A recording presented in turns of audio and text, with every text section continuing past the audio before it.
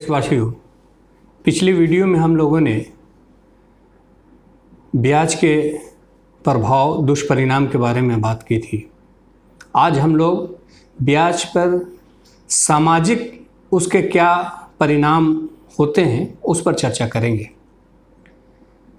ब्याज के कारण हमारे समाज पर जो सबसे पहला प्रभाव पड़ता है, ऐसे समाज का निर्माण होता है जिसमें लोगों के अंदर नैतिकता ख़त्म हो जाती है।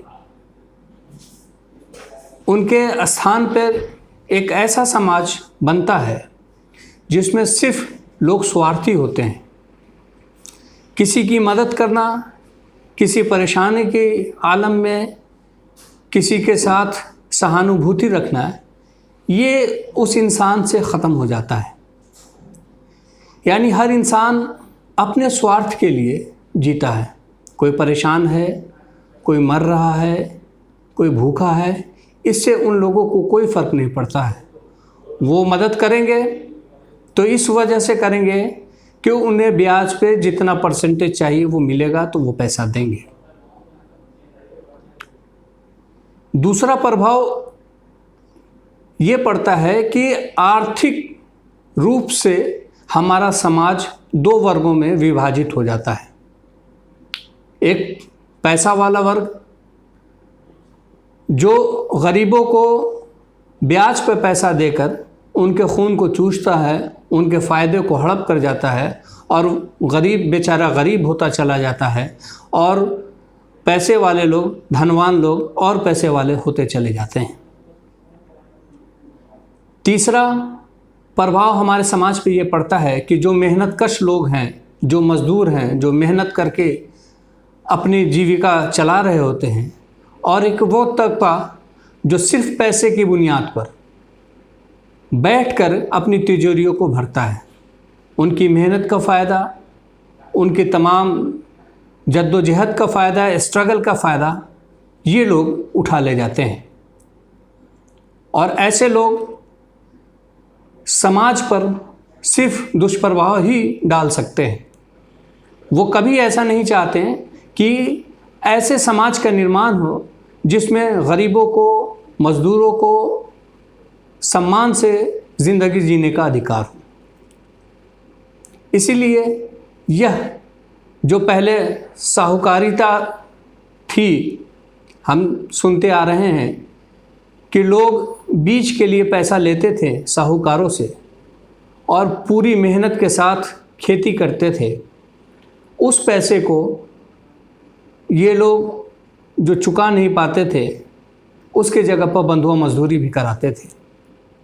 फसलों को इनकी पूरी रख ली जाती थी ब्याज की शक्ल में, और पूरा गांव, पूरे लोग गुर्बत में ज़िंदगी गुजारते थे और साहूकार धनी होते जाते थे। आज ये साहूकारिता ख़त्म हो गई है हमारे समाज से। उसके जगह पर बड़े बड़े ऑर्गेनाइजेशन इस काम को अंजाम दे रहे हैं। आप हाल के दिनों में देखें हमारे किसानों की क्या आर्थिक स्थिति हो गई है। किसान जो चंद पैसे, थोड़े थोड़े से पैसे लेकर के अपनी खेती को करते हैं, उनकी खेती की क्या हालत है। बैंकों का दबाव किस तरह से प्रकार उन पर पड़ता है कि उन्हें आत्महत्याएं करनी पड़ती हैं। और वहीं एक वर्ग है जो लाखों करोड़ों रुपया लेकर के हमारे देश से भाग जाता है। बड़े बड़े उद्योगपति हैं जो हज़ारों हज़ार करोड़ रुपया ले लिया जाता है बैंकों से और उन्हें डिफ़ॉल्टर घोषित कर उन्हें छूट दे दी जाती है।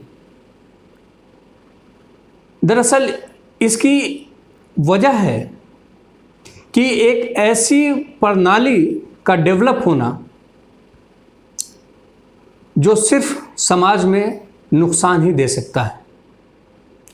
हमें इस बात पर गौर करना चाहिए कि क्या कोई ऐसी आर्थिक व्यवस्था हम अपने देश में लागू कर सकते हैं तो ये हमारे लिए अच्छा, हमारे देश के विकास में, हमारे गरीब मज़दूर भाइयों के हक़ में ज़्यादा बेहतर होता है। ऐसी व्यवस्थाएं है इस देश में। छोटे छोटे कोऑपरेटिव सोसाइटीज़ बना करके लोग काम कर रहे हैं, बिना ब्याज का कर्ज दे रहे हैं। अमेरिका, कनाडा, यूएई, सऊदी अरब, ऑस्ट्रेलिया, इन सब जगहों पर तो बाज़ाब्ता इस्लामिक बैंकिंग के नाम से काम हो रहा है और उसका आर्थिक ग्रोथ भी बहुत ही बेहतर है। तो क्या हमें सिर्फ इस व्यवस्था को इसलिए इनकार कर देना चाहिए कि वो किसी ख़ास समुदाय से ताल्लुक़ रखता है, किसी ख़ास धर्म की देन है? या हमें इसके बारे में एक बार ज़रूर सोचना चाहिए कि यदि ऐसी कोई व्यवस्था है जो मानवता के लिए, जो इंसानियत के लिए फ़ायदेमंद हो, तो हम दबाव बनाएं अपनी सरकारों पर कि ऐसी व्यवस्था क्यों नहीं लागू की जाती है। क्यों दुनिया के चंद आदमियों के हाथ में पूरी आर्थिक व्यवस्था दे दी जाए, क्यों पूरा धन उन्हीं के पास चला जाए। वैसे ही हमारे देश में भी आप देखें तो चंद कॉरपोरेट घराने ऐसे हैं जिनकी आय, जिनकी पैसे, जिनके पास इतने पैसे हैं कि हमारे देश के पूरी व्यवस्था सुधारी जा सकती है। ऐसे ही दुनिया के तमाम लोगों के पास यही हालत है। तमाम लोगों के पास आप देखें अफ्रीका में क्या हालत है, नाइजीरिया में क्या हालत है, अमेरिका में जो अफ्रीकी मूल के लोग हैं उनकी आर्थिक स्थिति क्या है।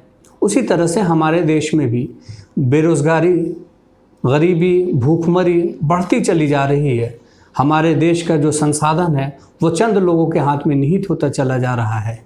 तो इस पर हमें ज़रूर गौर करना चाहिए कि ब्याज मुक्त कर्ज की व्यवस्था या ऐसी आर्थिक व्यवस्था इस देश में लागू की जाए जिससे गरीबों को सम्मानजनक, सम्मानपूर्वक जीवन जीने का मौका मिले और तमाम लोगों को अपने विकास करने का एक सुनहरा अवसर दिया जाए और ऐसा कर्ज मुहैया कराया जाए जिसमें लोगों से ब्याज न लिया जाए, बल्कि जितना मूड हो वही वापस लिया जाए। धन्यवाद।